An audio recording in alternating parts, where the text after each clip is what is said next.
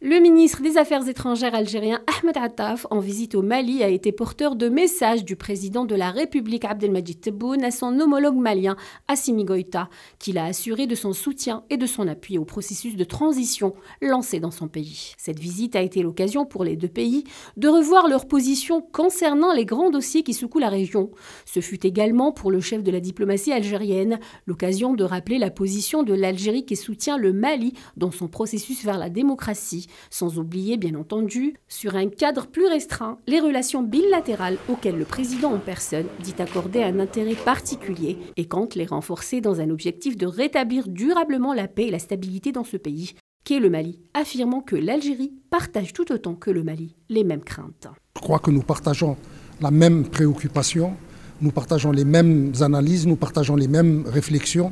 sur la gravité de la situation sécuritaire dans la région du Sahel. Il y a entre nous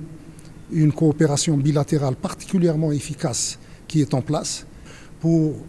réadapter ce cadre multilatéral de coopération et de lutte contre l'insécurité et l'instabilité dans la région. Ahmed Attaf a pu s'entretenir également avec le Premier ministre malien Choguel Maïga. Les deux parties ont convenu de la nécessité d'une bonne préparation des prochaines échéances en vue d'insuffler une nouvelle dynamique au mécanisme de coopération entre les deux pays, notamment la Grande Commission mixte. La visite a été aussi l'opportunité d'aborder les moyens de surmonter les difficultés qui entravent actuellement la mise en œuvre de l'accord de paix et de réconciliation au Mali, issu du processus d'Alger en 2015, et de mettre fin à la prolifération des groupes terroristes dans la région. Nous avons discuté bien sûr de la mise en œuvre de l'accord d'Alger sur la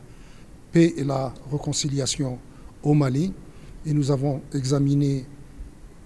de manière très précise, de manière très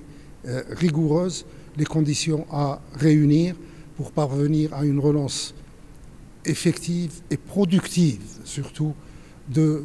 l'accord d'Alger. Cette visite revêt une importance particulière, d'autant qu'elle intervient dans des circonstances sécuritaires régionales assez délicates et tendues. Celle-ci vient donc renforcer les liens des pays de la région et consacrer la relance des processus de paix comme priorité dans la sous-région.